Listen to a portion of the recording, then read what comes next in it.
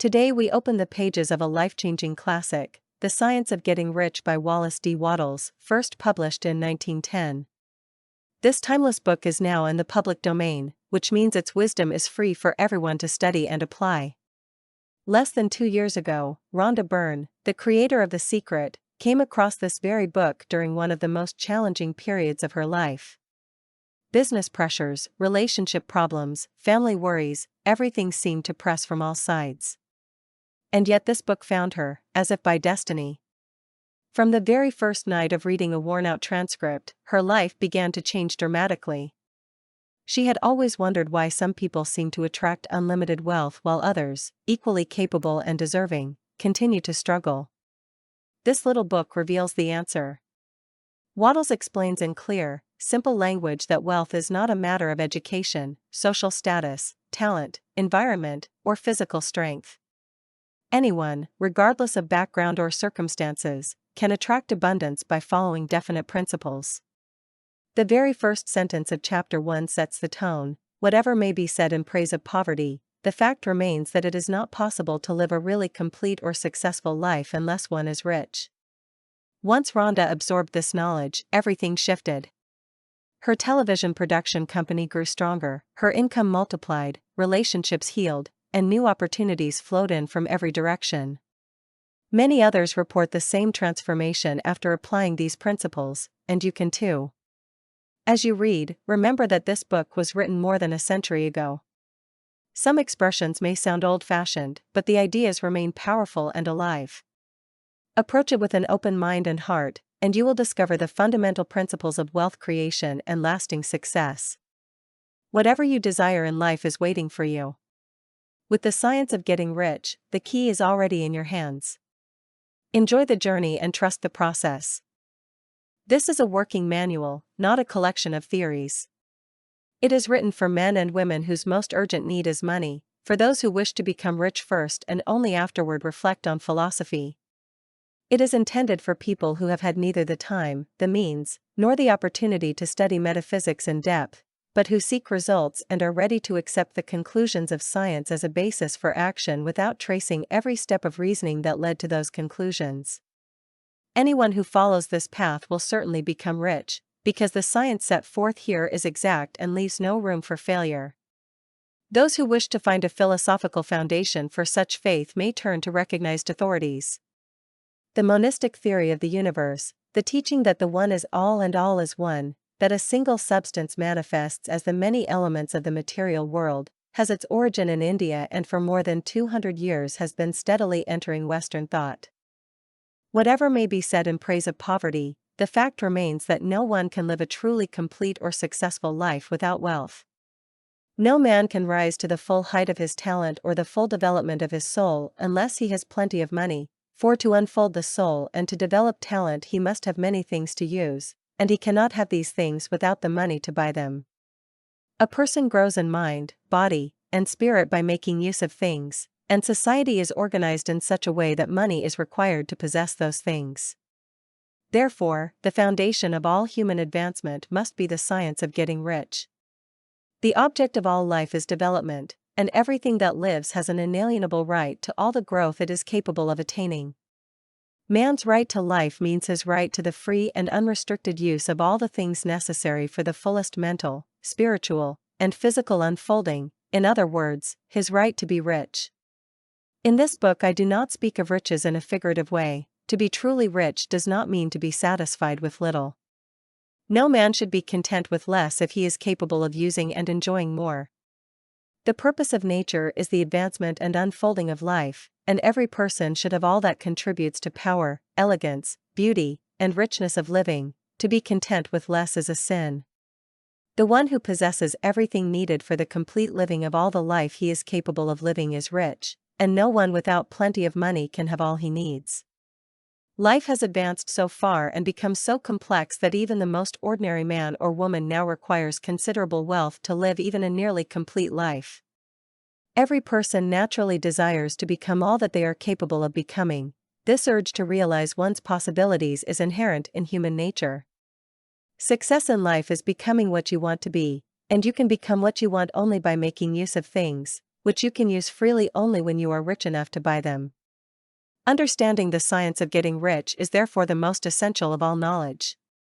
There is nothing wrong in wanting wealth. The desire for riches is really the desire for a richer, fuller, more abundant life, and that desire is praiseworthy. The person who does not wish to live more abundantly is abnormal, and the one who does not wish to have enough money to buy all that he wants is also abnormal. We live for three motives: we live for the body, we live for the mind, and we live for the soul. None of these is better or holier than the others, all are equally desirable, and none can live fully if either of the others is denied full expression. It is not right or noble to live only for the soul and deny the mind or body. It is wrong to live only for the intellect and deny the body or soul. We know the degrading results of living only for the body and denying both mind and soul, and we see that real life means the complete expression of everything a person can give through body, mind, and soul. No one can be truly happy or satisfied unless the body is fully alive in every function, and unless the same is true of the mind and soul. Wherever there is unexpressed possibility or function left undone, there is unsatisfied desire. Desire is possibility-seeking expression, function-seeking performance. A man cannot live fully in body without good food, comfortable clothing, warm shelter, and freedom from excessive toil. Rest and recreation are also necessary to physical life. He cannot live fully in mind without books and time to study them, without opportunities for travel and observation, or without intellectual companionship and recreations, nor without surrounding himself with the objects of art and beauty he can use and appreciate. To live fully in soul, a person must have love, and love is denied its full expression by poverty. A man's highest happiness is found in giving benefits to those he loves. Love finds its most natural and spontaneous expression in giving. The man who has nothing to give cannot fill his place as a husband, father, citizen, or human being. It is in the use of material things that a man finds full life for his body, develops his mind, and unfolds his soul. It is therefore of supreme importance that he become rich. It is perfectly right to desire wealth. If you are a normal man or woman, you cannot help desiring it. It is perfectly right to devote your best attention to the science of getting rich, for it is the most noble and necessary of all studies. If you neglect this study, you fail in your duty to yourself, to God, and to humanity, for you can render to God and humanity no greater service than to make the most of yourself. There is a science of getting rich, and it is an exact science, like algebra or arithmetic. Certain laws govern the process of acquiring wealth, and anyone who learns and obeys these laws will become rich with mathematical certainty. The possession of money and property comes as the result of doing things in a certain way. Those who act in this certain way, whether intentionally or by chance, become rich, while those who do not, no matter how hard they work or how talented they may be, remain poor. It is a natural law that like causes always produce like effects. Therefore, any man or woman who learns to act in this certain way will inevitably become rich. This is proven by the fact that getting rich is not a matter of environment. If environment determined wealth, everyone in the same neighborhood would be equally rich or poor, and one city or state would be uniformly prosperous while another remained destitute. Yet everywhere we see rich and poor living side by side, often in the same business or profession. When two people are in the same locality, doing the same kind of work, and one becomes rich while the other remains poor, it is clear that environment is not the primary cause. Some surroundings may be more favorable than others, but the decisive factor is doing things in a certain way. Nor is this ability dependent on talent, for many highly talented people remain poor while others of modest ability become wealthy. Careful observation shows that those who have become rich are average in every respect. They do not possess extraordinary gifts, only the knowledge and practice of doing things in this certain way. Wealth is not the result of saving or thrift. Many miserly people stay poor while free spenders often acquire fortunes. It is not even the result of doing things others fail to do. Two people may perform almost identical tasks, yet one grows rich while the other fails.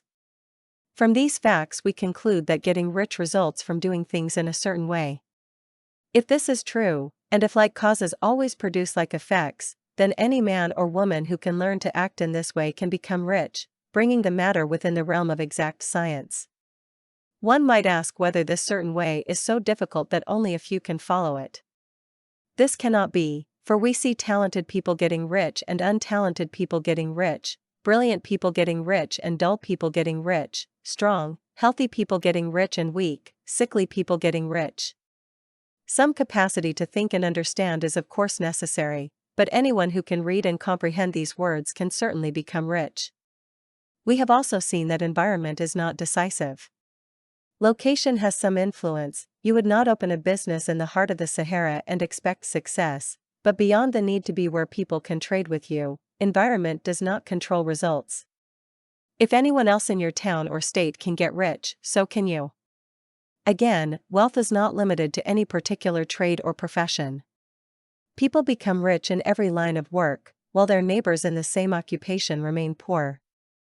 It is true that you will succeed best in a business you enjoy, that suits your talents, and is appropriate to your location. An ice cream shop thrives better in a warm climate than in Greenland, and a salmon fishery prospers more in the Northwest than in Florida, but beyond such general considerations, riches do not depend on choosing any specific business, only on doing things in a certain way. If you are already in business and others in the same business near you are getting rich while you are not, it is because you are not doing things in the same way they are. Lack of capital does not prevent wealth. Capital makes growth easier and faster, but one who already has capital is already rich and does not need to learn how to become so. No matter how poor you may be, if you begin to act in a certain way, you will begin to get rich and will begin to accumulate capital. The obtaining of capital is part of the process and part of the result that always follows doing things in this certain way. You may be the poorest person on the continent, burdened with debt, without friends, influence, or resources, but if you begin to act in this certain way, you will inevitably begin to get rich, for like causes produce like effects. If you have no capital, you can acquire it. If you are in the wrong business, you can move to the right one. If you are in the wrong location, you can go to the right location, and you can begin this process right where you are by starting to act in the certain way that produces success. No person is kept poor because opportunity has been taken away or because others have monopolized wealth and fenced it off. You may be excluded from certain lines of business, but other avenues remain open. Perhaps it would be hard to gain control of a great railroad system. That field is mostly monopolized, but electric railways are still young and full of possibilities, and before long aerial transportation will grow into a vast industry offering work for hundreds of thousands, even millions. Why not turn your attention to the coming development of air traffic instead of competing for a place in the steam railway world? If you are a worker in a giant steel trust, you may have little chance of owning the plant where you work, yet if you begin to act in a certain way, you can soon leave that employment. You could buy 10 to 40 acres of land and start producing food. There is enormous opportunity now for those who will cultivate small tracts intensively. Such men will certainly become rich. You may think it impossible to obtain land, but it is not. If you work in a certain way, you can secure a farm. At different times, the tide of opportunity flows in different directions according to the needs of society and the stage of social evolution. At present in America, it flows toward agriculture and allied industries. Today, opportunity is open to the factory worker, to the business person who supplies farmers more than to the one who supplies factory workers, and to the professional who serves farmers more than to the one who serves the urban laborer. Abundance awaits the man who goes with the tide instead of swimming against it. Factory workers are not deprived of opportunity, they are not crushed by masters or trusts. They remain where they are because they do not act in a certain way. If American workers chose, they could follow the example of others in Europe, establishing great cooperative stores and industries, electing leaders from their own class, and passing laws to support cooperation. In a few years, they could peacefully take possession of the industrial field. The working class can become the master class whenever it begins to act in a certain way, for the law of wealth is the same for all. The individual worker is not held down by the ignorance or laziness of his class, he can ride the tide of opportunity to riches, and this book explains how. No one is poor because riches are scarce. There is more than enough for all. Materials now in the United States alone could build a palace as large as the Capitol in Washington for every family on earth. With intensive cultivation, this country could produce wool, cotton, linen, and silk to clothe every person more finely than Solomon in all his glory, and food enough to feed everyone luxuriously. The visible supply is practically inexhaustible, and the invisible supply is truly limitless. Everything you see is made from one original substance from which all things proceed. New forms are constantly being created while older ones dissolve, but all are expressions of the one thing. There is no limit to this formless stuff, the raw material of all existence. The universe is made from it, yet it was not all used in creation. The spaces in and between all forms are filled with this living, intelligent, creative substance. 10,000 times more than has already been made could still be brought into existence without exhausting it. No one is poor because nature is poor or because there is not enough to share. Nature is an inexhaustible storehouse of wealth. Original substance is alive with creative energy and continually produces more. When building material is exhausted, more will appear. When soil is depleted, it will be renewed or more soil will be formed. When all the gold and silver are mined, if humanity still needs them, more will come forth from the formless. The formless responds to human needs and will not allow mankind to be without any good thing.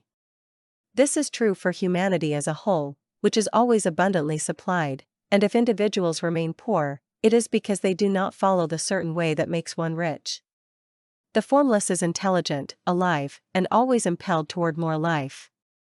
It is the nature of life to seek fuller living, the nature of intelligence to expand, and the nature of consciousness to express itself more completely. The universe of forms exists because the formless living substance throws itself into form in order to express more life. The universe is a great living presence, always moving toward greater vitality and richer expression. Nature is formed for the advancement of life, its driving motive is the increase of life. For this reason, everything that can support or enrich life is abundantly provided. There can be no real lack unless God were to contradict his own work. You are not kept poor because there is a shortage of riches. In fact, even the resources of the formless supply are at the command of anyone who will think and act in a certain way. The first principle in the science of getting rich is that thought is the only power that can produce tangible riches from the formless substance. The stuff from which all things are made is a thinking substance, and a thought of form in this substance produces the form. Original substance moves according to its thoughts. Every form and process in nature is the visible expression of a thought in original substance. When the formless stuff thinks of a form, it takes that form. When it thinks of a motion, it creates that motion. This is the way all things were created. We live in a thought world that belongs to a thought universe. The idea of a moving universe impressed itself upon formless substance, and this thinking stuff, moving according to that thought, took the form of systems of planets and maintains them. Thinking substance takes the form of its thought and moves according to it. Holding the idea of a circling system of suns and worlds, it shaped those bodies and moves them as it thinks. Thinking of a slow-growing oak tree, it sets in motion the processes that will produce the tree, even though centuries may be required.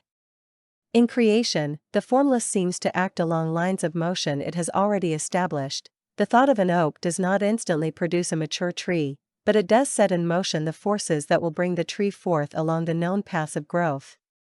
Every thought of form, held in the thinking substance, causes the creation of that form, generally along established lines of action.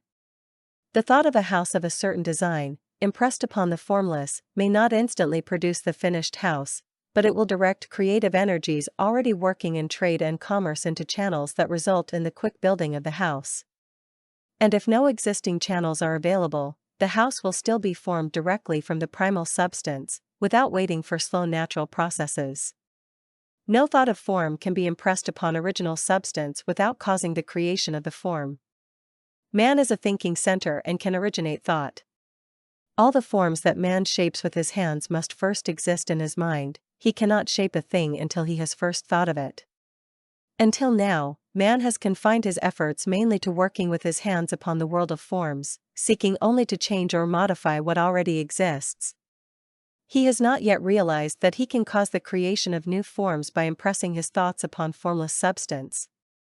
When man conceives a thought form, he takes material from nature and makes an image of what is in his mind, but he has made little effort to cooperate directly with the formless intelligence, to work with the Father, to do what he sees the Father doing.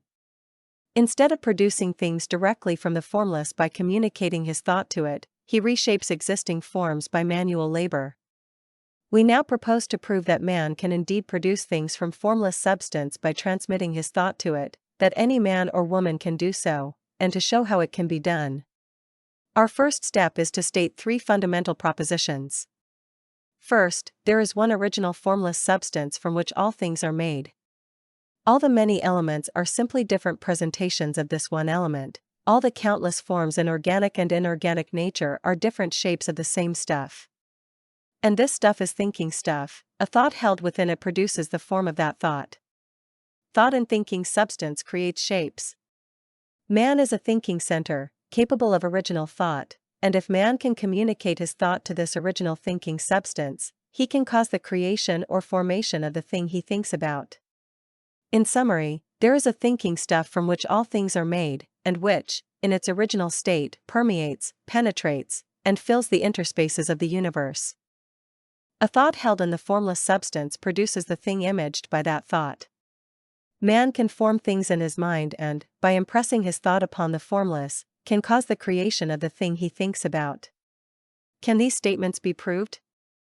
Yes, by both logic and experience. Reasoning backward from the phenomena of form and thought, we arrive at one original thinking substance. Reasoning forward from this substance, we arrive at man's power to cause the formation of the thing he thinks about. Experiment confirms the reasoning, and that is the strongest proof. If one person who follows the instructions of this book becomes rich, that is evidence. If every person who follows them becomes rich, that is proof, until someone applies the process and fails.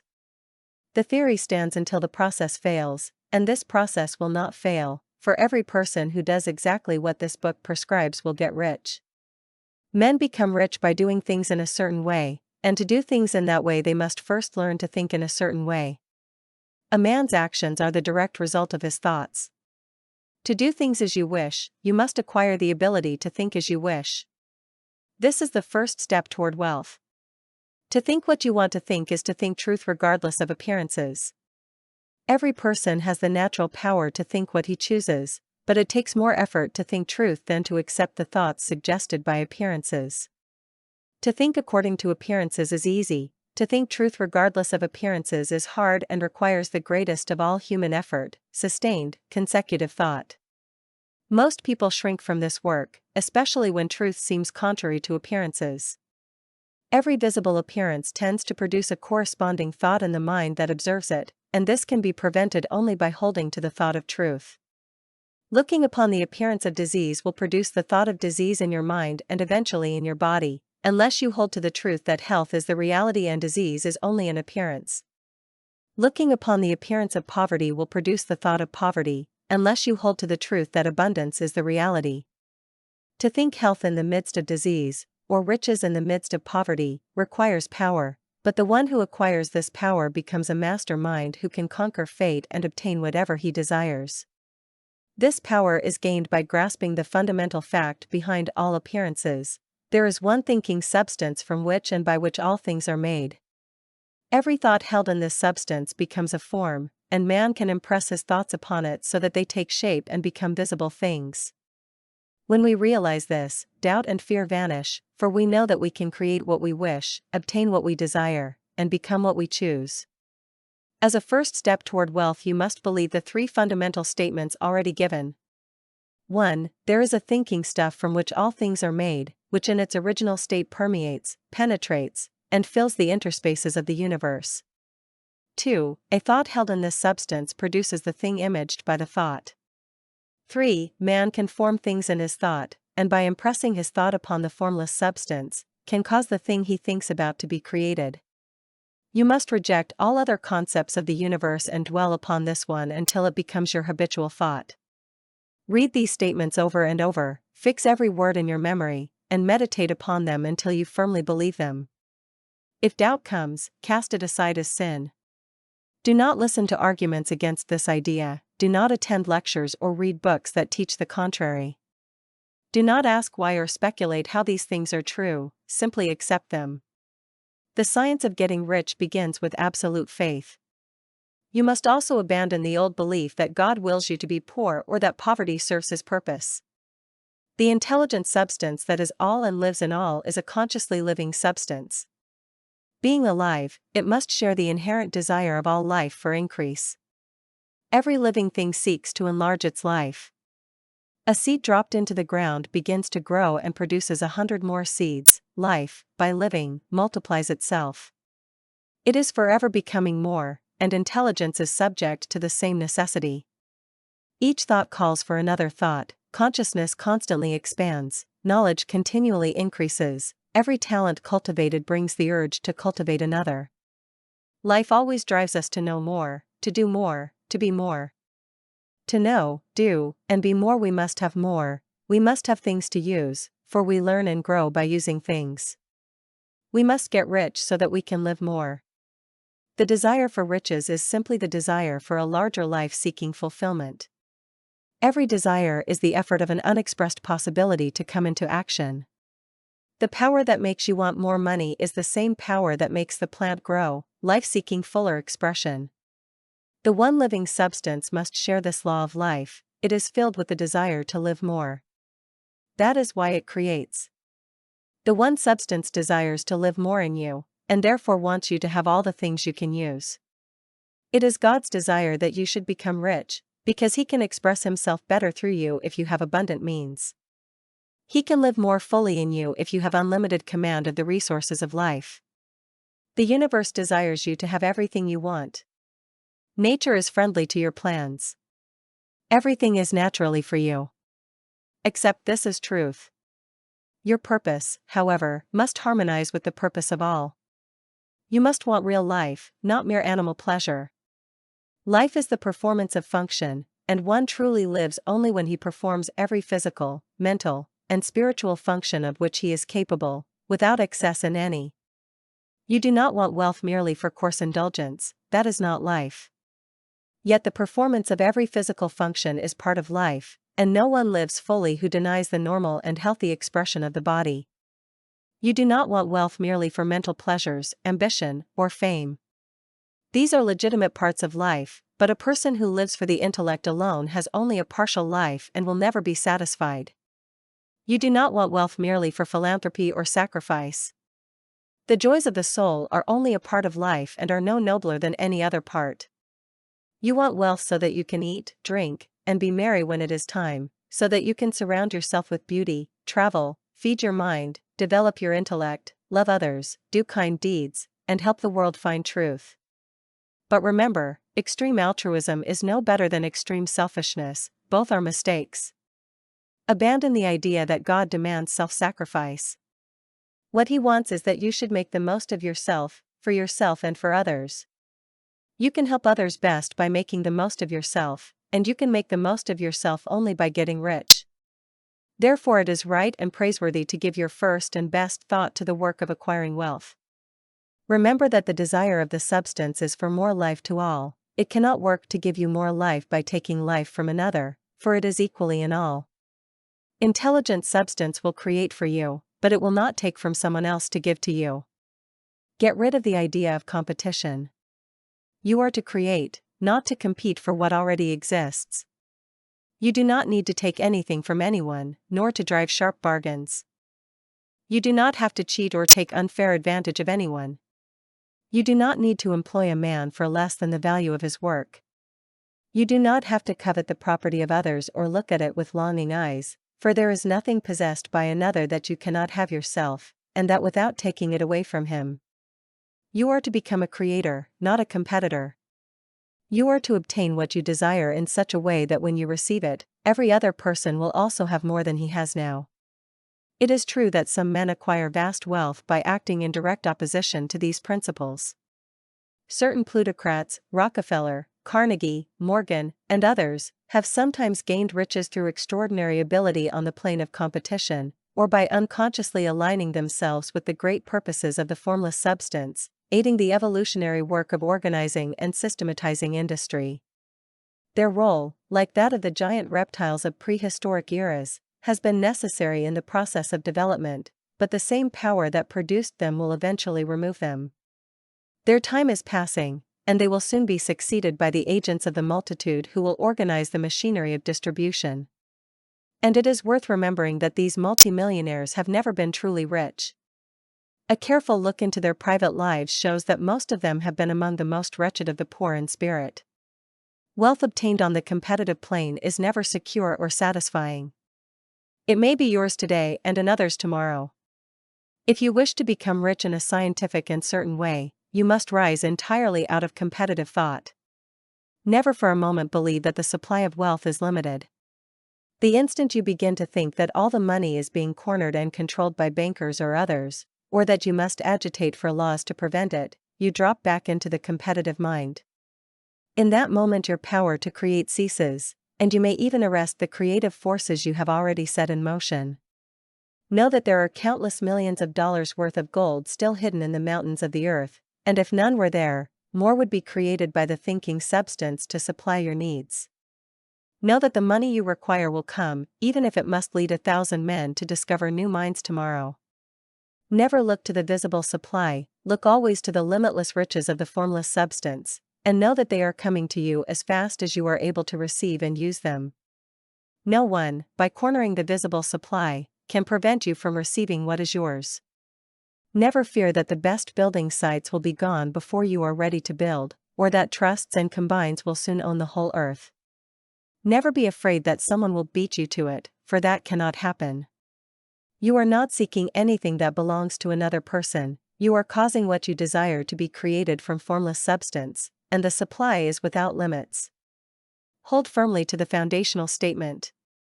There is a thinking stuff from which all things are made, and which, in its original state, permeates, penetrates, and fills the interspaces of the universe.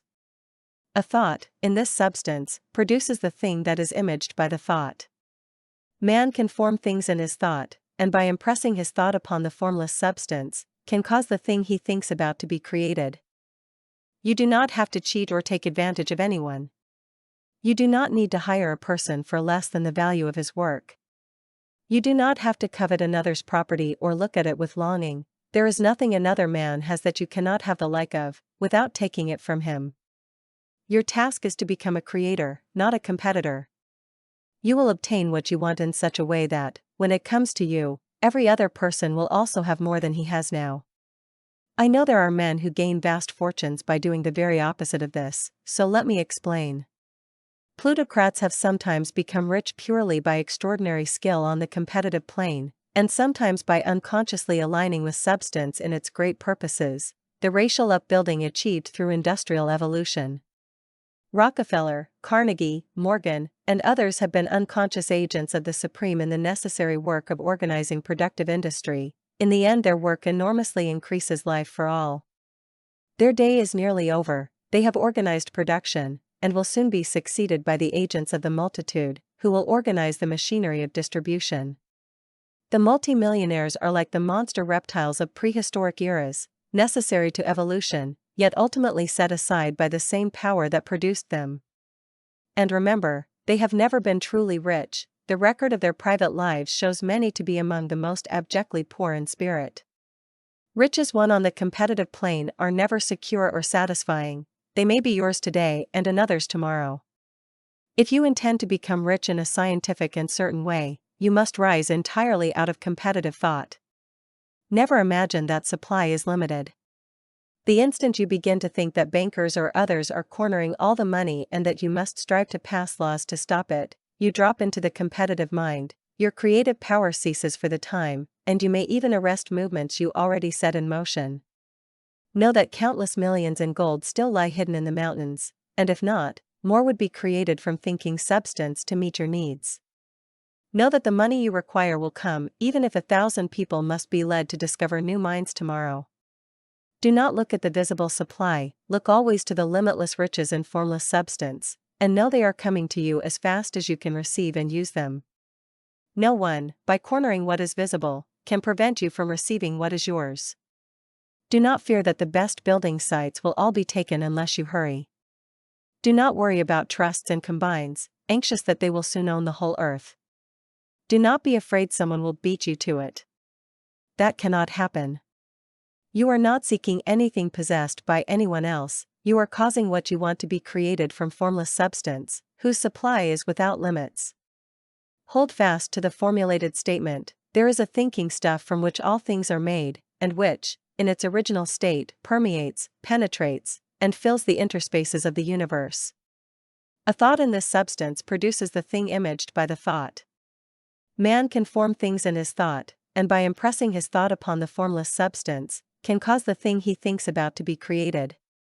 When I say you do not have to drive sharp bargains, I do not mean you will have no bargains or dealings with other men. I mean you need not deal unfairly, you do not have to get something for nothing. You can give every man more in use value than you take from him in cash value. The paper, ink, and materials of this book are not worth the price you pay, but if the ideas it gives you bring you thousands, you have been given a great use value for a small cash value. If I owned a painting worth thousands in any civilized community and sold it in Baffin Bay to an Eskimo for furs worth $500, I would wrong him. He has no use for the painting, it adds nothing to his life.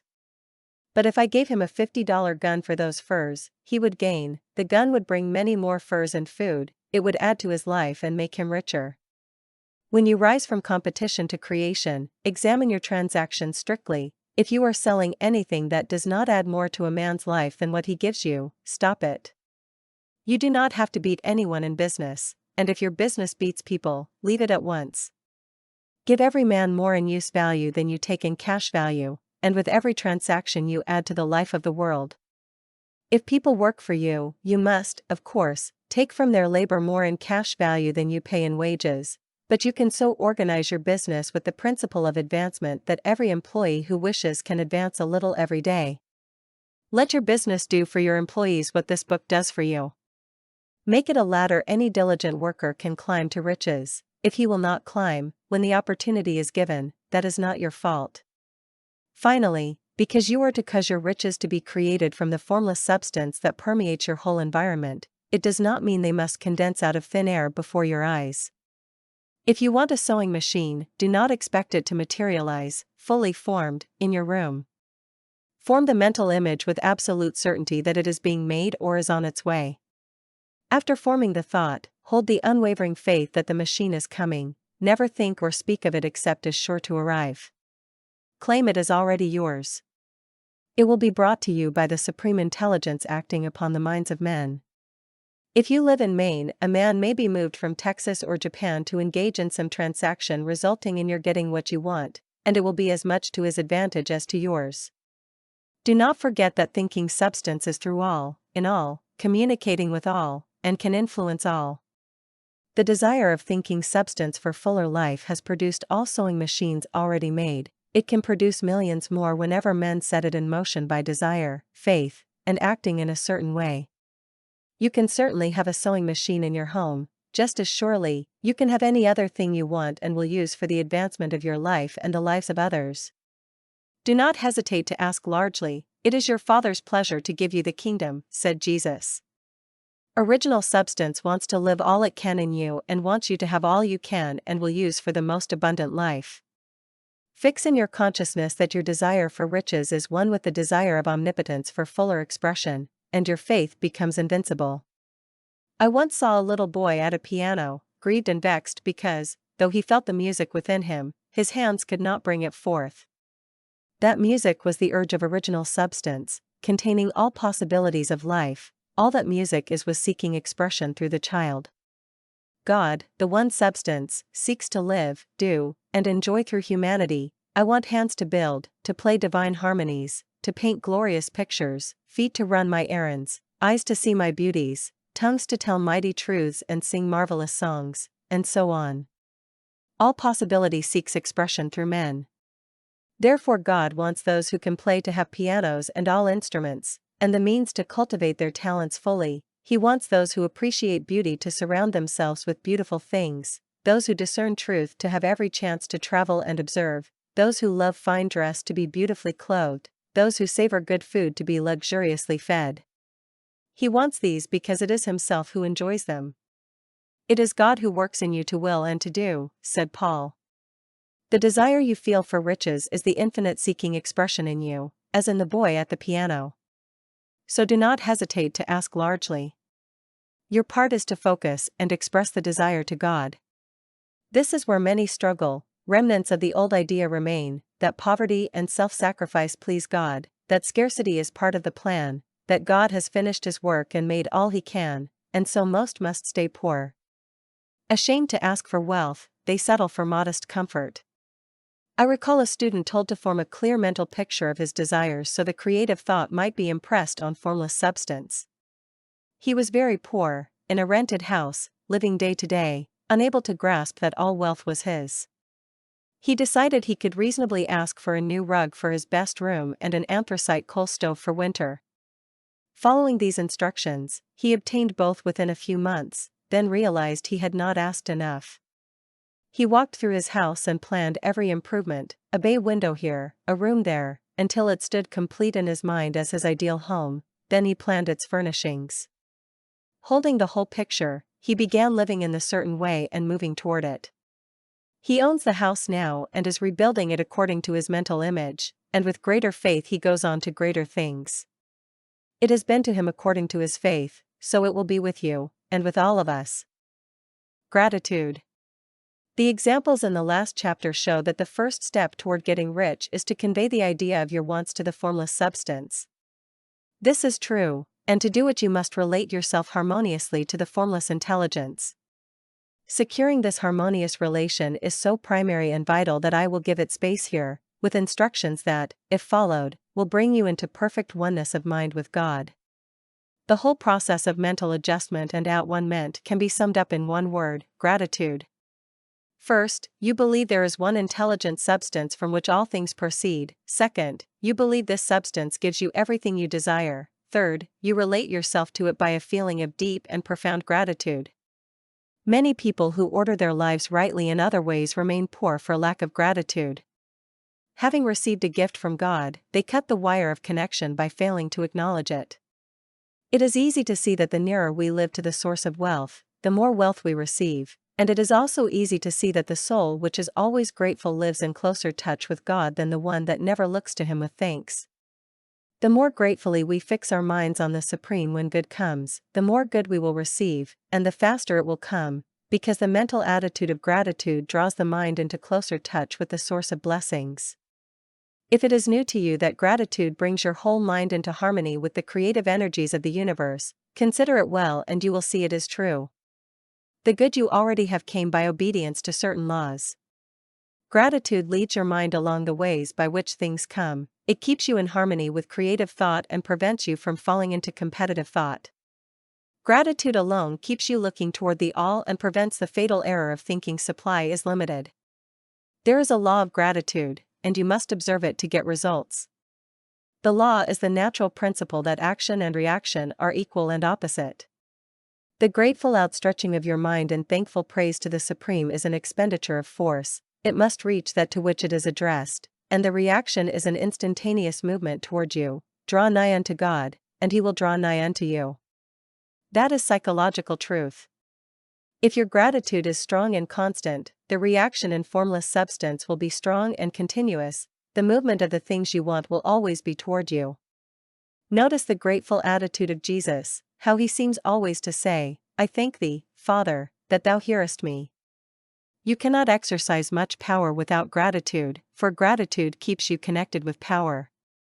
Yet the value of gratitude is not only that it brings more blessings. Without it, you cannot long avoid dissatisfied thoughts about things as they are. The moment you let your mind dwell with dissatisfaction on present conditions, you begin to lose ground. You fix attention on the common, the poor, the mean, and your mind takes their form. You then transmit those images to the formless, and the common and mean come to you. To dwell on the inferior is to become inferior and surround yourself with inferior things. To fix attention on the best is to become and receive the best. The creative power within us makes us into the image of what we contemplate.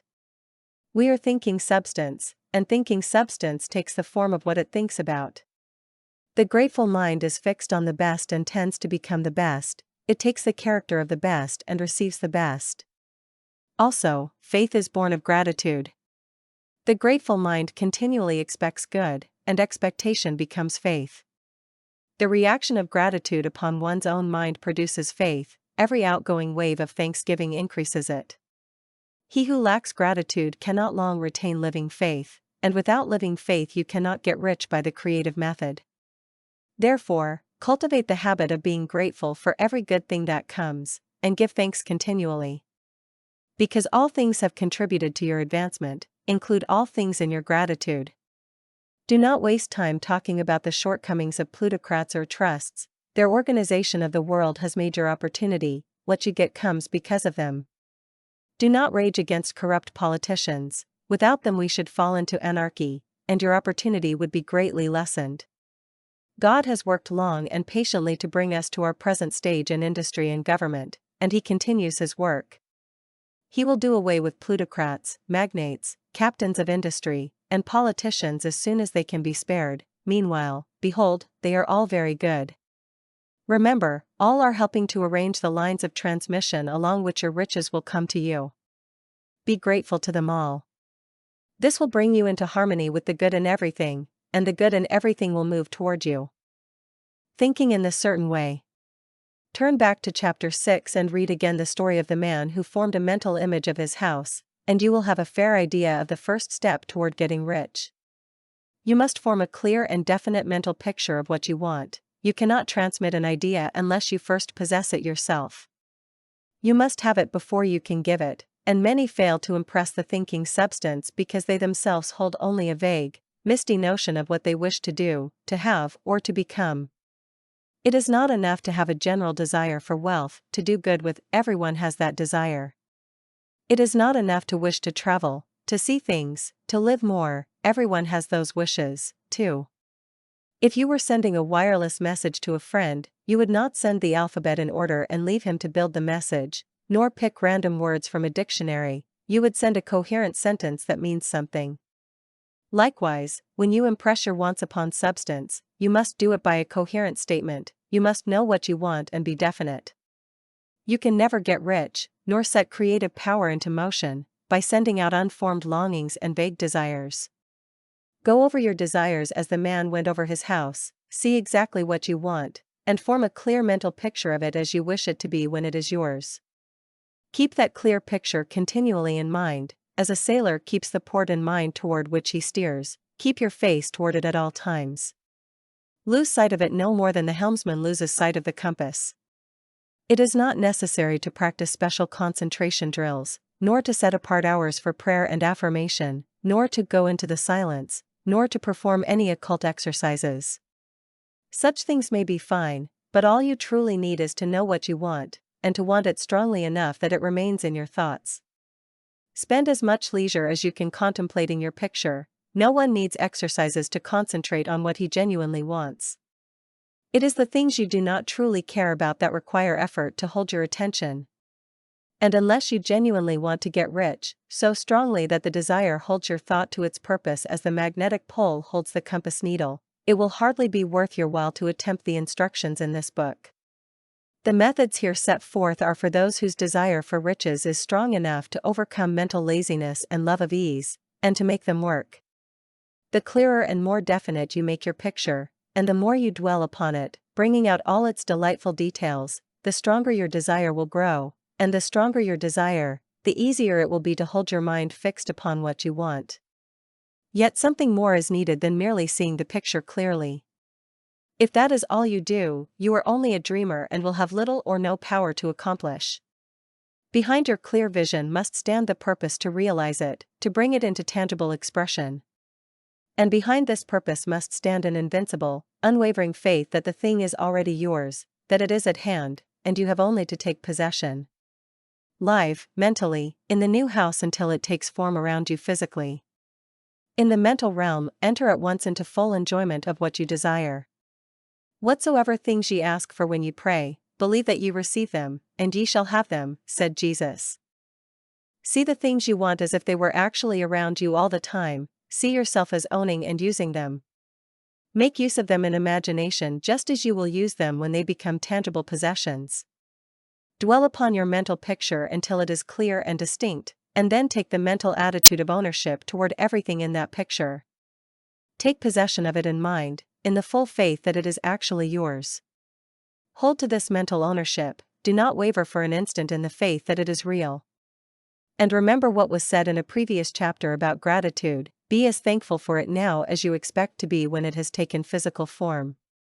The person who can sincerely thank God for things which he owns only in imagination already possesses real faith.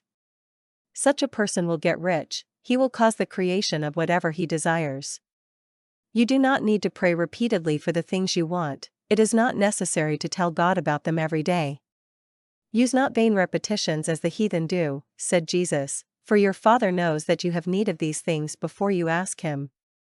Your task is to intelligently formulate your desire for the things that lead to a larger life, to arrange these desires into a coherent whole, and then impress this whole desire upon the formless substance, which has both the power and the will to bring you what you want. You do not make this impression by repeating strings of words, you make it by holding the vision with an unshakable purpose to attain it, and with steadfast faith that you will attain it. The answer to prayer does not depend on your faith while you are speaking, but on your faith while you are working. You cannot impress the mind of God by setting apart a Sabbath day to tell Him what you want and then forgetting Him during the rest of the week. You cannot impress Him by having special hours of closet prayer if you dismiss the matter from your mind until the next scheduled time. Oral prayer is good and has its effect, especially on yourself, by clarifying your vision and strengthening your faith, but it is not oral petitions that bring you what you want. To get rich, you do not need a sweet hour of prayer, you need to pray without ceasing. And by prayer I mean holding steadily to your vision with the purpose to cause its creation into solid form, and the faith that you are doing so. Believe that you receive them. The whole matter turns on receiving, once you have clearly formed your vision. After forming it, it is helpful to make an oral statement in reverent prayer to the Supreme, and from that moment you must, in mind, receive what you have asked for. Live in the new house, wear the fine clothes, ride in the automobile, go on the journey, and confidently plan for greater journeys. Think and speak of all the things you have asked for in terms of present ownership. Imagine an environment and a financial condition exactly as you want them, and live all the time in that imagined environment and financial condition. But do not do this as a mere dreamer or castle builder. Hold to the faith that the imaginary is being realized, and to the purpose to realize it. Remember that it is faith and purpose in the use of the imagination which make the difference between the scientist and the dreamer. And having learned this fact, you are now ready to learn the proper use of the will. How to use the will. To set about getting rich in a scientific way, you do not try to apply your willpower to anything outside of yourself. You have no right to do so. It is as wrong to coerce people by mental power as it is to coerce them by physical force. If compelling people by physical force reduces them to slavery, compelling them by mental means accomplishes the same thing, only the method differs. If taking things from people by physical force is robbery, then taking things by mental force is robbery as well. You have no right to use your will upon another person, even for his own good, for you do not know what is truly for his good. The science of getting rich requires no use of power over other people. There is not the slightest need for it. Any attempt to use your will upon others will only defeat your purpose. You do not need to apply your will to things to compel them to come to you. That would be an attempt to coerce God, which is foolish, useless, and irreverent. You do not have to force God to give you good things any more than you need to use willpower to make the sun rise. Substance is friendly to you and more anxious to give you what you want than you are to receive it. To get rich, you need only to use your willpower upon yourself. When you know what to think and what to do, use your will to compel yourself to think and do the right things. That is the legitimate use of the will, to keep yourself on the right course. Use your will to keep your mind thinking and acting in a certain way. Do not project your will or thoughts out into space to act on things or people. Keep your mind at home, it can accomplish more there than anywhere else. Use your mind to form a mental image of what you want and to hold that vision with faith and purpose. Use your will to keep your mind working in the right way. The steadier and more continuous your faith and purpose, the more rapidly you will get rich, because you will make only positive impressions upon substance and will not neutralize them by negative impressions.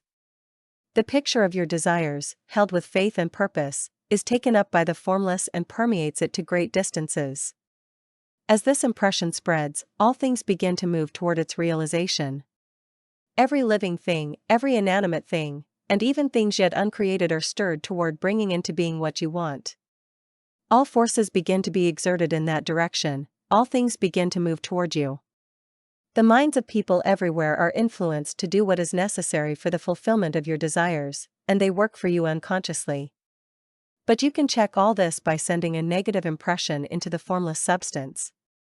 Doubt or unbelief will start a movement away from you as surely as faith and purpose start one toward you.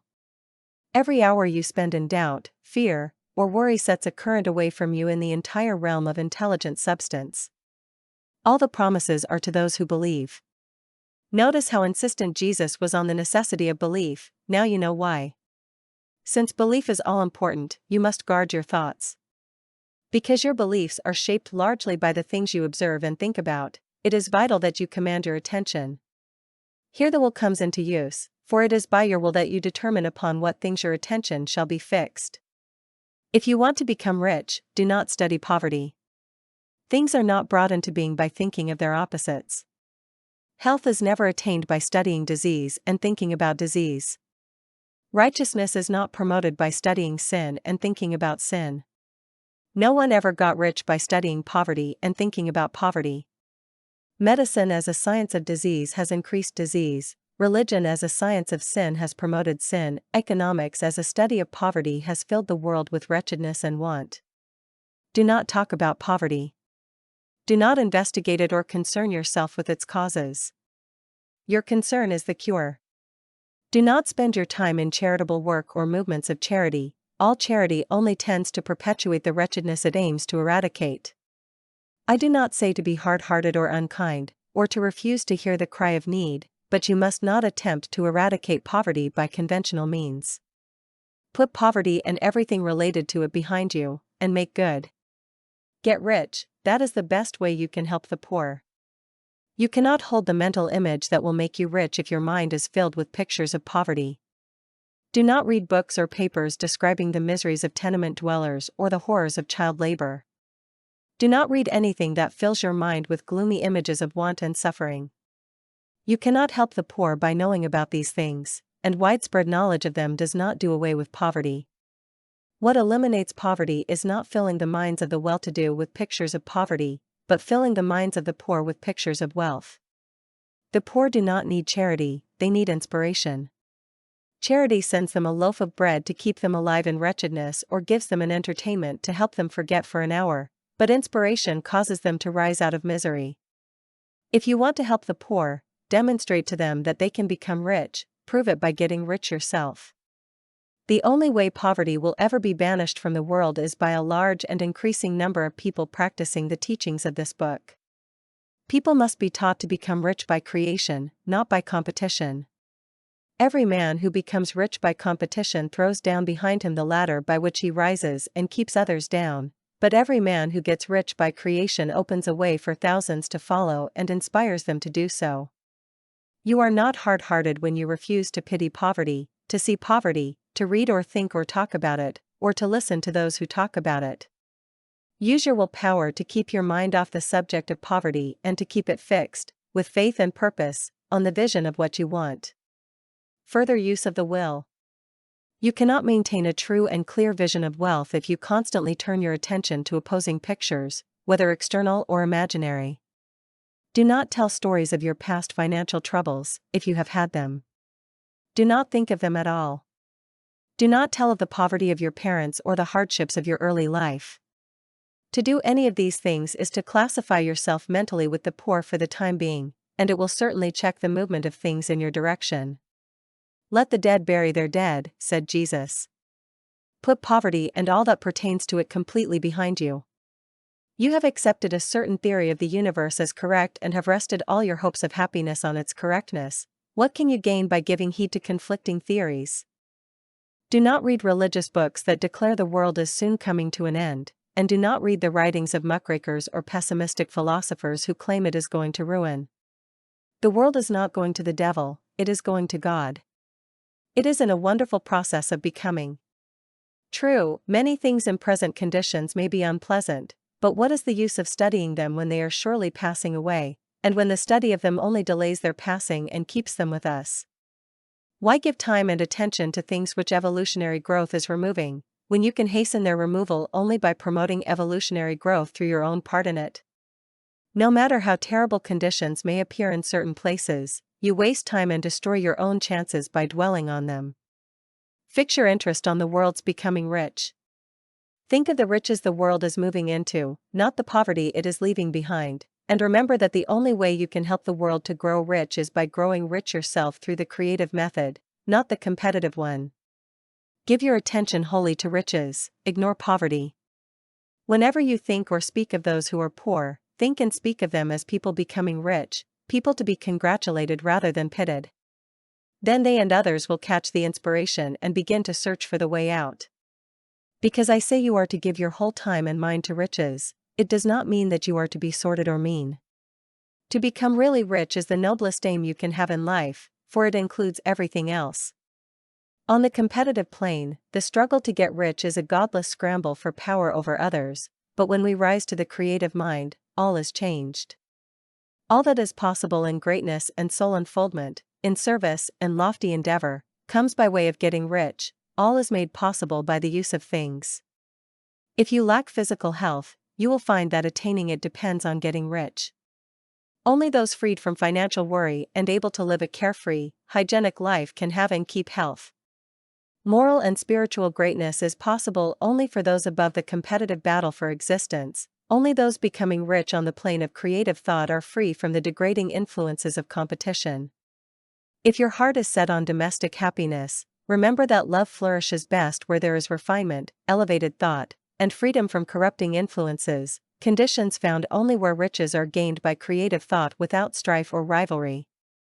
You can aim at nothing so great or noble as to become rich, therefore fix your attention upon your mental picture of riches, excluding everything that could dim or obscure your vision. Learn to see the underlying truth in all things, see beneath all seemingly wrong conditions the great one life ever moving forward toward fuller expression and more complete happiness. The truth is that there is no such thing as poverty, there is only wealth. Some remain poor because they are ignorant of the fact that wealth is available to them. These can best be taught by showing the way to affluence through your own example. Others are poor because, though they feel there is a way out, they are too mentally lazy to put forth the necessary effort. For them the best thing is to arouse their desire by showing the happiness that comes from being rightly rich. Others are poor because, though they have some notion of science, they are lost in a maze of metaphysical and occult theories and do not know which road to take. They try a mixture of many systems and fail in all. For these, again, the best thing is to show the right way by doing, for an ounce of action is worth a pound of theorizing. The best thing you can do for the whole world is to make the most of yourself. You can serve God and man in no more effective way than by getting rich, provided you get rich by the creative method, not the competitive one. Another point, this book gives in detail the principles of the science of getting rich. If that is true, you need read no other book on the subject. This may sound narrow or egotistical, but consider, there is no more scientific method of computation than addition, subtraction, multiplication, and division. No other method is possible. There can be but one shortest distance between 2 points. There is only one way to think scientifically, the way that leads by the most direct and simple route to the goal. No one has yet formulated a briefer or less complex system than the one set forth here. It has been stripped of all non-essentials. When you begin this practice, lay all others aside, put them entirely out of mind. Read this book every day, keep it with you, commit it to memory, and do not think about other systems or theories. If you do, you will begin to doubt and to waver, and you will fail. After you have succeeded and become rich, you may study other systems as much as you please, but until you are sure you have gained what you want, read nothing on this subject except this book and, if you wish, the authors named in the preface. Read only the most optimistic comments on world news, those in harmony with your mental picture. Postpone investigations into the occult. Do not dabble in theosophy, spiritualism, or kindred studies. It is quite possible that the dead still live and are near, but if so, let them alone. They have their own work to do and their own problems to solve, and we have no right to interfere. We cannot help them, and it is doubtful whether they can help us or whether we have any right to trespass on their time. Let the dead and the hereafter alone, and solve your own problem, get rich. If you begin to mix with the occult, you will start mental cross-currents that will surely wreck your hopes. This and the preceding chapters bring us to these basic facts. There is a thinking stuff from which all things are made, and which, in its original state, permeates, penetrates, and fills the interspaces of the universe. A thought in this substance produces the thing that is imaged by the thought. Man can form things in his thought, and by impressing his thought upon formless substance, can cause the thing he thinks about to be created. To do this, man must pass from the competitive to the creative mind. He must form a clear mental picture of what he wants, hold this picture with the fixed purpose to get what he wants, and the unwavering faith that he does get what he wants, closing his mind against all that could shake his purpose, dim his vision, or quench his faith. And, in addition to all this, he must live and act in a certain way. Acting in this certain way. Thought is the creative power, the driving force that sets creative power into motion. Thinking in a certain way will bring riches to you, but you must not rely on thought alone while neglecting personal action. That is the rock on which many otherwise scientific metaphysical thinkers suffer shipwreck. They fail to link thought with action. We have not reached, if it is even possible, a stage where a person can create directly from formless substance without nature's processes or human hands. You must not only think, your personal action must supplement your thought. By thought you can impel the gold in the mountains toward you, but it will not mine itself, refine itself, coin itself, and roll down the road into your pocket. Under the impelling power of the Supreme Spirit, affairs will be arranged so that someone is led to mine the gold, other men's transactions will be directed so the gold moves toward you, and you must so arrange your own business affairs that you are able to receive it when it comes. Your thought sets all things, animate and inanimate, to work for you, but your activity must be such that you can rightly receive what you want when it reaches you. You are not to take it as charity, nor to steal it. You must give every man more in use value than he gives you in cash value. The scientific use of thought is, 1. Form a clear, distinct mental image of what you want. 2. Hold fast to the purpose to get what you want. 3. Realize with grateful faith that you do get what you want. Do not try to project your thought in some occult way and send it out to do things for you. That is wasted effort and weakens sane thinking. The action of thought in getting rich has already been explained. Your faith and purpose positively impress your vision upon formless substance, which has the same desire for more life that you have, and that vision sets the creative forces to work in and through their regular channels, but directed toward you. It is not your part to guide or supervise the creative process. Your part is to keep your vision, stick to your purpose, and maintain faith and gratitude.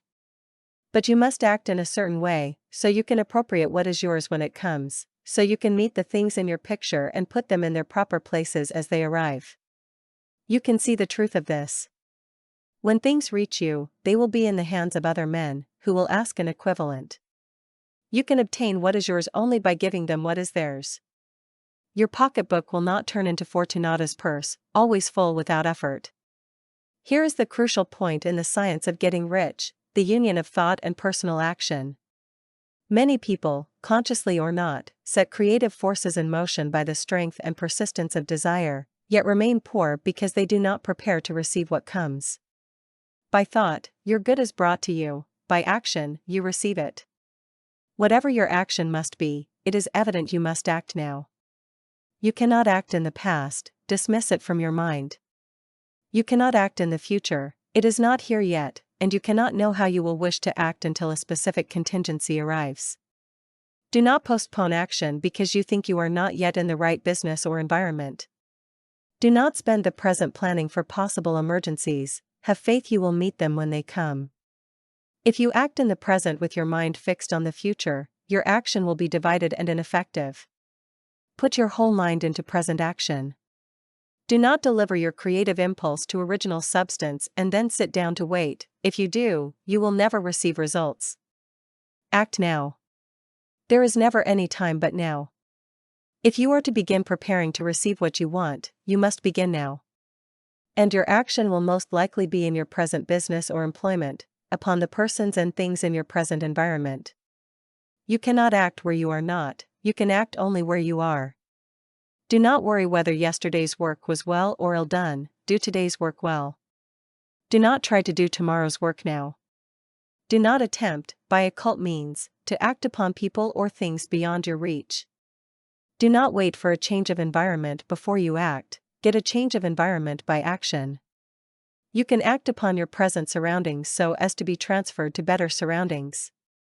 Hold with faith and purpose the vision of yourself in the better environment, but act upon your present environment with all your heart, strength, and mind. Do not daydream or build castles in the air, hold to the one vision, and act now. Do not go hunting for some strange or remarkable first step. It is probable your actions, for a time, will be the very actions you have already been performing. Begin now to perform them in the certain way, and you will surely become rich. If you think your current business is not the right one, do not wait to act until you get into the right one. Do not be discouraged or lament your being misplaced. No one is so misplaced that he cannot find the right place, no one is so entangled in the wrong business that he cannot move into the right business. Hold the vision of yourself in the right business, with the purpose and the faith that you will and are entering it, but act in your present business. Use your present business as the means of getting a better one, use your present environment as the means of reaching a better one. Your vision, held with faith and purpose, will cause the Supreme to move the right business toward you. Your action, performed in the certain way, will move you toward that business. If you are an employee and feel you must change places, do not project thought and rely on it to get you another job, likely it will fail. Hold the vision of yourself in the work you want while you act with faith and purpose in the work you have, and you will certainly secure the work you want. Your vision and faith set the creative force in motion to bring it toward you. Your action moves the forces in your own environment to move you toward it. To close this chapter, add this to our syllabus: there is a thinking stuff from which all things are made, which in its original state permeates, penetrates, and fills the interspaces of the universe. A thought in this substance produces the thing imaged by the thought. Man can form things in his thought and, by impressing his thought upon formless substance, can cause the thing he thinks about to be created. To do this, man must pass from the competitive to the creative mind. He must form a clear mental picture of what he wants and hold it with the fixed purpose to get what he wants and the unwavering faith that he does get what he wants, closing his mind against all that would shake his purpose, dim his vision, or quench his faith. And that he may receive what he wants when it comes, man must act now upon the people and things in his present environment. Efficient action. You must use your thought as directed in previous chapters and begin doing what you can do where you are, and you must do all you can do where you are. You advance only by becoming bigger than your present place, and no one is bigger than his place who leaves undone any part of the work belonging to that place. The world moves forward only by those who more than fill their present positions. If no one quite filled his present place, everything would slip backward. Those who do not fill their places are dead weight on society, government, commerce, and industry. They must be carried by others at great cost. Progress is delayed only by those who fail to meet the demands of the places they hold. They belong to a former stage of life and tend toward degeneration. No society can advance if each person is smaller than his work. As in nature, so here, evolution is driven by excessive life. When an organism has more life than its current functions can express, it develops organs for a higher plane and a new species begins. There would be no new species without organisms that more than filled their places. The same law applies to you. Your wealth depends on applying this principle to your affairs. Every day is either a success or a failure, and successful days bring you what you want. If every day is a failure, you will never get rich. If every day is a success, you cannot help but get rich. If there is something that can be done today and you do not do it, you have failed in that respect, and the consequences may be greater than you imagine. You cannot foresee the results of even the smallest act, nor know all the forces already set in motion for you. Much may hinge on your doing some simple thing today. It may be the act that opens the door to great possibilities. You cannot know all the combinations supreme intelligence is arranging for you. Neglecting a small duty may cause a long delay in receiving what you want. Therefore do, every day, all that can be done that day. There is, however, an important qualification. Do not overwork or rush blindly to cram the greatest number of tasks into the shortest time. Do not try to do tomorrow's work today, nor a week's work in a day. It is not the number of things you do, but the efficiency of each separate action that counts. Every act is, in itself, either effective or ineffective, either a success or a failure. If you spend your life doing inefficient acts, your life will be a failure. The more such acts you do, the worse for you. On the other hand, every efficient act is a success in itself. If every act of your life is efficient, your whole life must be a success. Failure comes from doing too many things inefficiently, and not doing enough things efficiently. It follows that if you avoid inefficient acts and perform a sufficient number of efficient ones, you will become rich. If it is possible to make each act efficient, then getting rich becomes an exact science. Can you make each act a success? Yes. You can, because all power is working with you, and all power cannot fail. Power is at your service. To make each act efficient, you have only to put power into it. Every action is strong or weak. When every action is strong, you are acting in the certain way that makes you rich. You can make every act strong and efficient by holding your vision while doing it and putting the full power of your faith and purpose into it. People fail at this point when they separate mental power from personal action, using mind power at one time and acting at another, so their acts, taken by themselves, are inefficient. But if all power is poured into every act, no matter how ordinary, each act becomes a success, and because success opens the way to further successes, your progress toward what you want, and its progress toward you, accelerates. Remember, successful action is cumulative. Since the desire for more life is inherent in all things, when a person begins moving toward larger life, more things attach themselves to him and the influence of his desire multiplies. Do, every day, all that you can do that day, and do each act efficiently. When I say hold your vision while doing each act, however trivial, I do not mean you must see every smallest detail at every moment. Use your leisure to work on the details in imagination until they are fixed in memory. If you want speed, spend practically all spare time in this practice. By continuous contemplation, you will imprint the picture of what you want, down to the smallest details, so firmly on your mind and so completely upon the formless that, during working hours, a brief mental reference to the picture will kindle faith and purpose and elicit your best effort. Contemplate your picture in leisure until your consciousness is so full of it that you can grasp it instantly. You will be so filled with its bright promise that the very thought of it will call forth your strongest energies. Let us repeat our syllabus, adjusted to the present point. There is a thinking stuff from which all things are made, and which, in its original state, permeates, penetrates, and fills the interspaces of the universe. A thought in this substance produces the thing imaged by the thought. Man can form things in his thought, and by impressing his thought upon formless substance can cause the thing he thinks about to be created. In order to do this, man must pass from the competitive to the creative mind. He must form a clear mental picture of what he wants and, with faith and purpose, do each day all that can be done that day, doing each separate thing in an efficient manner. Getting into the right business. Success in any business partly depends on having the faculties that business requires well developed. Without musical faculty, no one succeeds teaching music. Without mechanical faculties, no one excels in the mechanical trades. Without tact and commercial sense, no one succeeds in commerce.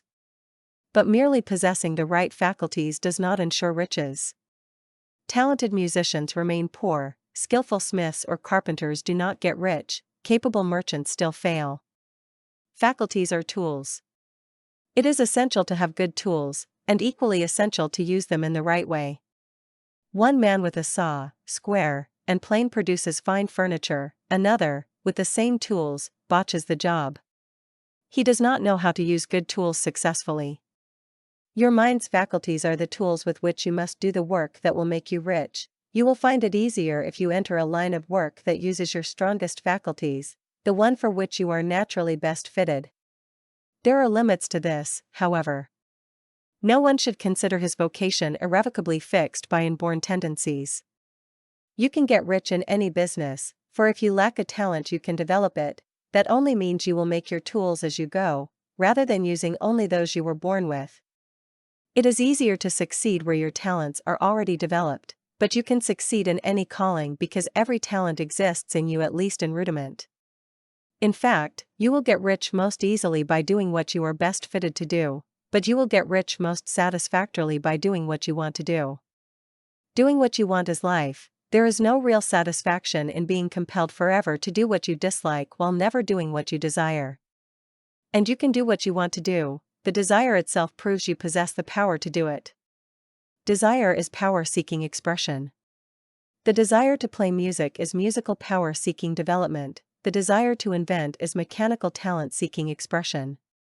Where there is no power, developed or undeveloped, there is never a desire. Where there is strong desire, there is strong power awaiting development and right use. All else equal, choose the business that matches your best developed talent, but if you strongly desire a particular line of work, set that as your ultimate aim. You have the right and privilege to follow the business that is most congenial and pleasant. You are not obliged to do what you dislike, except as a means to reach the work you want. If past mistakes have placed you in an undesirable business or environment, you may need for a time to do what you do not like. Make it pleasant by knowing it is enabling you to do what you want later. If you feel you are not in the right vocation, do not act hastily.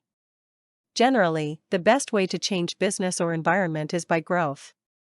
Do not fear a sudden, radical change when a genuine opportunity appears and, after careful consideration, you feel it is right, but never act suddenly when you are in doubt. There is never any hurry on the creative plane, and there is no lack of opportunity. When you leave the competitive mind, you understand you never need to rush. No one will beat you to your work, there is enough for all. If one space is taken, a better one will open a little farther on, there is plenty of time. When in doubt, wait. Return to contemplating your vision, deepen your faith and purpose, and above all in times of indecision, cultivate gratitude. A day or two spent contemplating your vision and giving earnest thanks that you are getting it will bring your mind into such close relation with the Supreme that you will not err when you act. There is a mind that knows all. You can come into close unity with this mind by faith, by the purpose to advance, and by deep gratitude. Mistakes come from acting in haste, in fear, in doubt, or in forgetfulness of the right motive. More life to all, less to none. As you proceed in this certain way, opportunities will come in increasing number. You must be steady in faith and purpose and keep close to the all-mind by reverent gratitude. Do all you can do each day perfectly, but without haste, worry, or fear.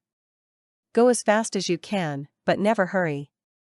The moment you hurry, you cease to be a creator and become a competitor. You drop back to the old plane. Whenever you find yourself hurrying, call a halt, fix your attention on the mental image of what you want, and begin to give thanks that you are getting it. The exercise of gratitude will never fail to strengthen your faith and renew your purpose. The impression of increase.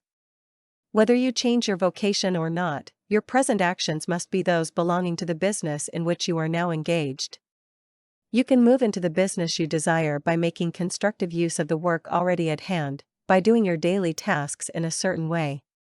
Whenever your work involves dealing with people, whether face-to-face or by letter, your key intention must be to convey to every mind the impression of increase. Increase is what every man and woman is seeking. It is the urge of the formless intelligence within them, striving for fuller expression. The desire for increase is inherent in all nature. It is the fundamental impulse of the universe. All human activities are driven by this need for more food, better shelter, richer beauty, wider knowledge, deeper pleasure, more life. Every living thing must advance. Where increase stops, dissolution begins.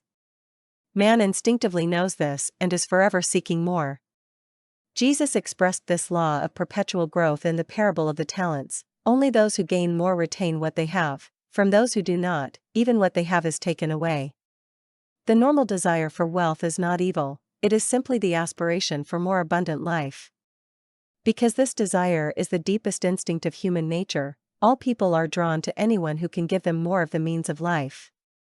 By following the certain way, you are receiving continuous increase for yourself and giving increase to all with whom you deal. You become a creative center from which increase flows to everyone. Be sure of this and silently communicate it to every person you meet.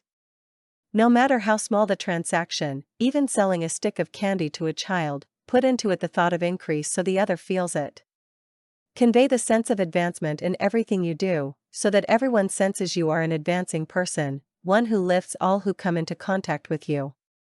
Even in purely social meetings, where no business is involved, give the thought of increase. You transmit this impression by holding unshakable faith that you yourself are on the path of increase, and letting that faith inspire and saturate every action.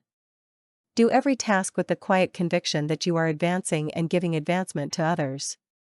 Feel that as you become rich, you make others rich and bestow benefits on all. Do not boast or speak unnecessarily of your success. True faith is never boastful. Simply feel the faith and let it express itself in every tone, look, and act. Words are not required, people will sense the increase in your presence and will be drawn back to you. Impress everyone so that they feel that association with you brings increase to them. Always give a use value greater than the cash value you receive. Take honest pride in this, let it be known, and you will never lack customers. People flock to where they receive increase, and the Supreme, which desires increase in all and knows all, will send men and women to you who have never even heard your name. Your business will expand rapidly, bringing unexpected advantages and opportunities to move into a more congenial vocation if you wish. While doing this, never lose sight of your vision, nor of your faith and purpose to attain it. Guard your motives. Beware of the subtle temptation to seek power over others. Nothing so appeals to the undeveloped mind as the thrill of domination. The desire to rule for selfish pleasure has drenched history in blood. Kings and lords fought not for more life for all, but for more power for themselves. Today the same motive drives much of business and industry, as men marshal their dollars to enslave the lives of millions. Commercial kings, like political ones, are driven by the lust for power.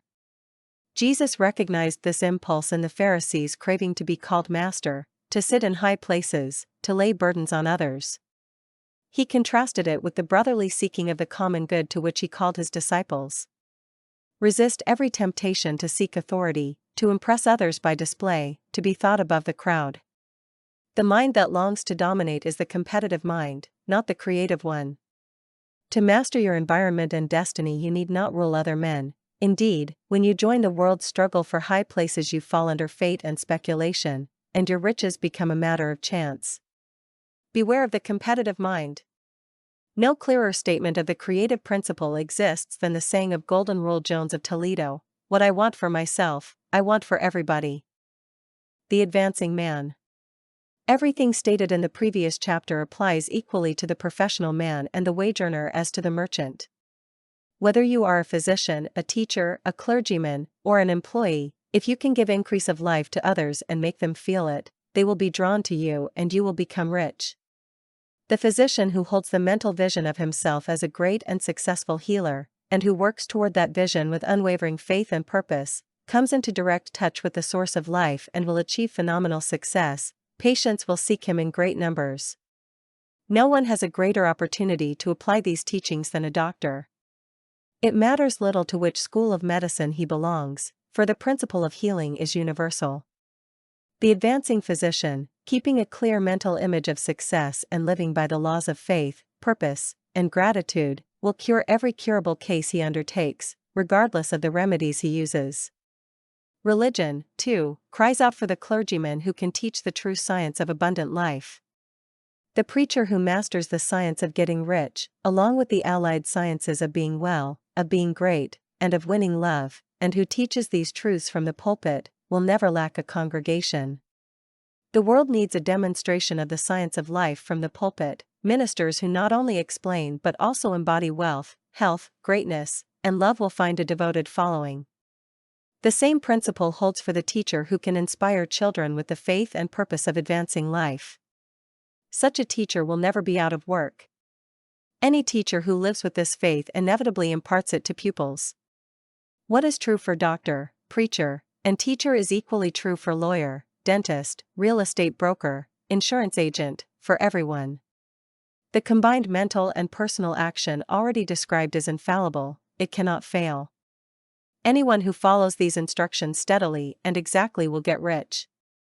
The law of the increase of life is as certain as the law of gravitation. Getting rich is an exact science. The wage earner is no exception. Do not think you have no chance because wages are small and opportunities seem absent. Form a clear mental vision of what you want and act every day with faith and purpose.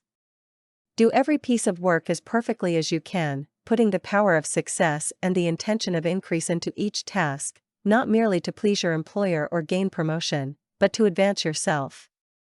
Your employer may not promote you. The man who simply does excellent work and is content where he is valuable and is often kept in place. Advancement comes to the one who is too big for his present place, who has a definite vision of what he intends to become, and who knows he will become it. Hold the faith and purpose of increase during, before, and after work hours. Radiate the power of purpose so that everyone, foreman, fellow worker, or casual acquaintance, feels a sense of growth when with you. Opportunities will appear. If none exist in your current job, another position will soon open. There is a power that never fails to present opportunity to the advancing man who obeys law. God cannot help helping you when you act in a certain way, for in doing so he helps himself. No industrial condition can hold you down. If you cannot get rich in the steel trust, you can get rich on a 10-acre farm, and if you begin to move in a certain way, you will inevitably escape any oppressive situation and reach the place you desire. Trusts and monopolies can keep men in bondage only while they remain ignorant of the science of getting rich or too mentally lazy to practice it. Begin to think and act in this way, and your faith and purpose will make you quick to see and seize every opportunity to improve your condition. Such opportunities will quickly appear, for the supreme power, working through all things and working for you, will bring them before you. Do not wait until the perfect opportunity arrives to become all you want to be. Whenever a chance comes to grow beyond your present level and you feel drawn to it, accept it. It is the first step towards something even greater. In this universe there can be no lack of opportunities for the person who lives the advancing life. By the very structure of the cosmos, all things must cooperate for his good, and he will inevitably grow rich if he thinks and acts in a certain way. Therefore wage earners should study this book carefully and confidently follow the course of action it lays out. It will not fail. Many people will laugh at the idea that there is an exact science of getting rich. Believing wealth is limited, they claim that social or governmental change must come before the masses can prosper. This is false. Governments may keep people poor only because the masses fail to think and act in a certain way. When people begin to move forward with faith and purpose, no government or industrial system can stop them. Systems will change to accommodate the forward movement. Any individual can begin at any time, under any government, and become rich. When many individuals do this, the entire system will adapt to make the way easier for all. The more people who get rich on the competitive plane, the worse for others. The more who get rich on the creative plane, the better for all. For now it is enough to know that neither government nor capitalism can keep you from wealth. Once you rise to the creative plane of thought, you belong to another kingdom. But you must keep your thought there. Never slip into the belief that supply is limited or act from the motives of competition. If you do, you lose the cooperation of the whole. Do not spend time planning for imagined emergencies. Your job is to do today's work successfully. Tomorrow will take care of itself. Seeming obstacles will disappear as you advance or will present a way over or around them. No combination of circumstances can defeat a man or woman who follows these scientific lines. No one who obeys the law can fail to get rich, any more than one can multiply 2 by 2 and fail to make 4. Guard your speech. Never speak of yourself or your affairs in a discouraged way. Never admit the possibility of failure, never call the times hard, or describe business as uncertain. Such conditions exist only for those on the competitive plane. You can create what you want and are above fear. When others face hard times, you will find your greatest opportunities. Train yourself to see the world as something that is becoming, always advancing. Regard apparent evil only as undeveloped good. Always speak in terms of growth. To speak otherwise is to deny your faith, and to deny your faith is to lose it. Do not allow disappointment. You may expect something at a certain time and not receive it, but if you keep your faith you will find the delay is only apparent. Continue in this certain way and something better will arrive. A student once sought a particular business arrangement and worked hard for it, but at the crucial moment it failed inexplicably. He was not discouraged, he thanked God and kept on. Soon an opportunity far better appeared, and he saw that a mind greater than his own had prevented him from settling for less. So every seeming failure will work for your greater good if you hold to faith, purpose, gratitude, and daily successful action. If you fail, it is only because you have not asked for enough. Keep on and something larger will come. You will not fail for lack of talent. If you proceed as directed, you will develop every ability you need. Do not fear that you will reach a point where you lack the skill to go further. Continue in full faith and the necessary ability will be given to you, just as the untaught Lincoln was given the wisdom to perform the greatest work of government ever accomplished by one man. Draw on the universal mind for the wisdom to meet every responsibility. Go forward in complete confidence. Make this book your constant companion until you have mastered its ideas. While establishing this faith, avoid conflicting influences. Give up most amusements for a time, stay away from lectures or writings that contradict these principles. Read little outside the authors mentioned in the preface. Spend your leisure contemplating your vision, cultivating gratitude, and rereading this book.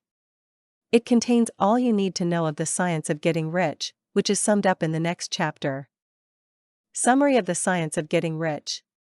There exists a thinking substance from which all things are made. In its original state it permeates and fills the universe. A thought impressed upon this formless substance produces the exact thing imaged by the thought. Man can create what he thinks about by forming a clear and definite mental picture, holding it steadily, and impressing it upon the formless with faith and gratitude. He must pass from the competitive mind to the creative mind, for the formless intelligence is always creative and never competitive. Gratitude unites man with this intelligence so that his thoughts are received and acted upon.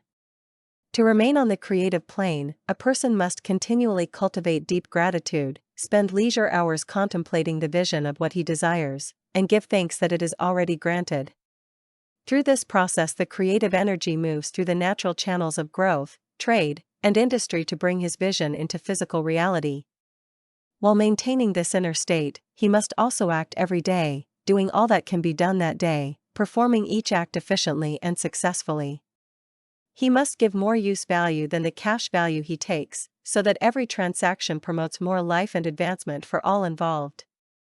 Riches will come in exact proportion to the clarity of the vision, the fixity of purpose, the steadiness of faith, and the depth of gratitude. Whoever follows these instructions with unwavering persistence will certainly become rich.